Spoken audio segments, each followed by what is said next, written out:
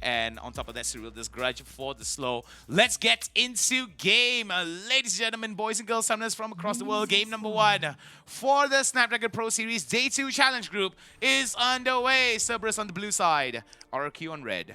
Yeah, so we already see the Ashe and the Karma for Cerberus already in the bottom lane. Sorry, the Dragon lane, I meant. And they're going to be up against the Ezreal and Gragas there. Mid lane is going to be... I can't quite see exactly who is that on the Cerberus side, but nevertheless, Taku is already putting some moves on the hide. But mostly Baron laners will always be trading health. I mean, if they aren't trading health in those early laning phases there, then you know they're not doing their job right here. So at the very least, with this Camille being on the top lane, that's why I expected.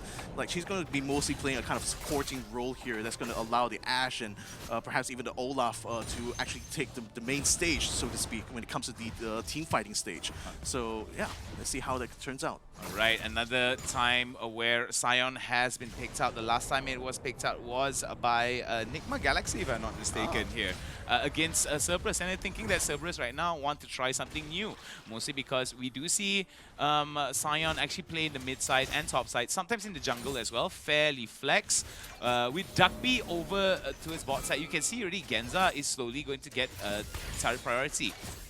Lane priority, and because of that, Viper playing the Ezreal is one of the weakest under turret. Hound gotta go with the old memes. Two chains, but it didn't lock through. So unfortunately for RRQ, they're able to get away with it by Helios right now. Yeah, he tried to bring out the Cloud there, but it didn't seem to be able to. I think it was more of a defensive move, actually, because now he's being sieged really, really hard for this Tier 1 turret, but still, they're just going to go ahead and back off right now. BMM is going to go ahead and try to gain some control over this topside river here. It seems like Cerberus is already starting to think ahead. They're already starting to plan out, or rather mark the areas of this rift they want to try to control. Outside of our view just now, RRQ were able to get a kill onto a Baron lane and getting them the first blood. So RRQ draws it very quickly, and it seems that goal discrepancy is starting to build up slowly for RRQ. This could be very interesting, as Cerberus right now are playing it relatively well, but Hyde does have quite a bit of pressure. Taku is around, but Chaz is also there.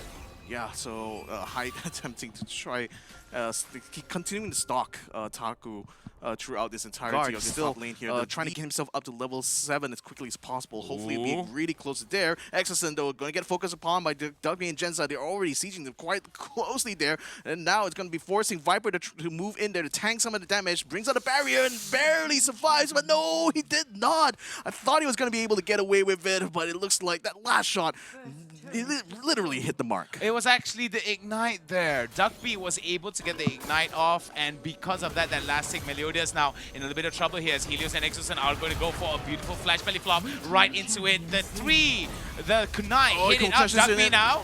Yeah, probably another one there, because Genza is going to be focused upon, but watch out, BMM coming in from the side, knocks down Helios, gets the kill done. Kali is deleted just as the Infernal Dragon comes out.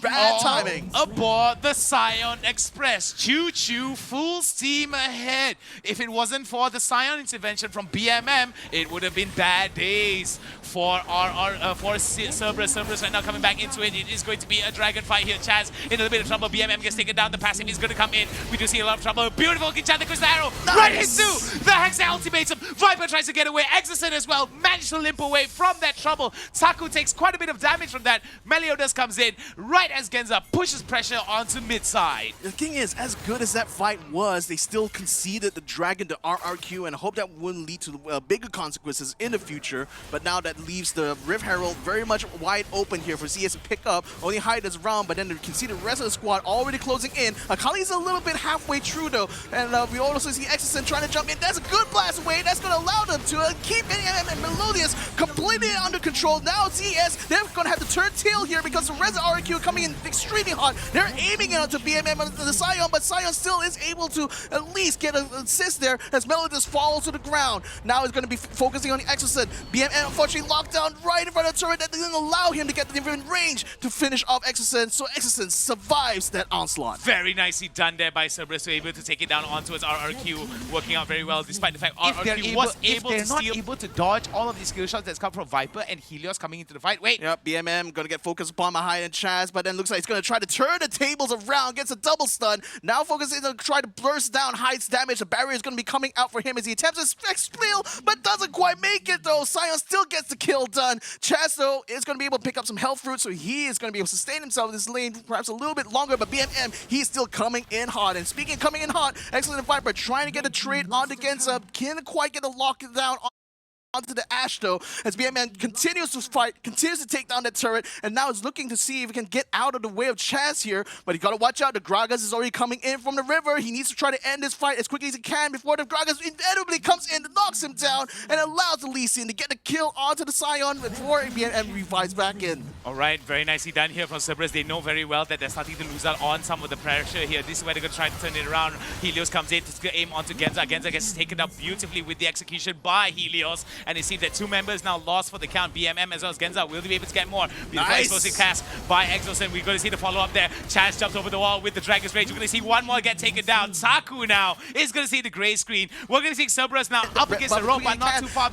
Now that the red button is done, Viper is going to try to move in here, try to see when initiation can come. Chaz tries to go for the steal, doesn't quite get it though. CES still picks it up. Now they're going to try to go for the fight though. The stun that comes in really keeps him. The Hexagon comes out to take down the Akali, and then now Hyde finds himself in big trouble. Riven is down again, and then now BNM looks for his next target on the list before Viper and Chaz flashes away to ensure that he wouldn't be able to be the next victim of his prey. True shot barrage followed up by Viper there, very nicely done, alongside with Exosen being able to use the explosive cast to mess up that fight. However, Cerberus right now does have the tempo here, slowly closing that gap. If this turret, if this objective goes down, it is going to be the Mountain Drake. It is going to give them a little bit more tankability here, but we do see Exosen nearby, doesn't have that explosive cast, but we do see the follow-up. Could it be possible? Nope, it is going to go over to Cerberus Esports here. I'm going to see RRQ bite off a little bit more than they could chew. Ooh, that's CES taking both objectives despite the fact that they don't have the support of the tier 1 turrets. That's seriously impressive, but that also goes to show the level of strength that they have already at this stage. So RRQ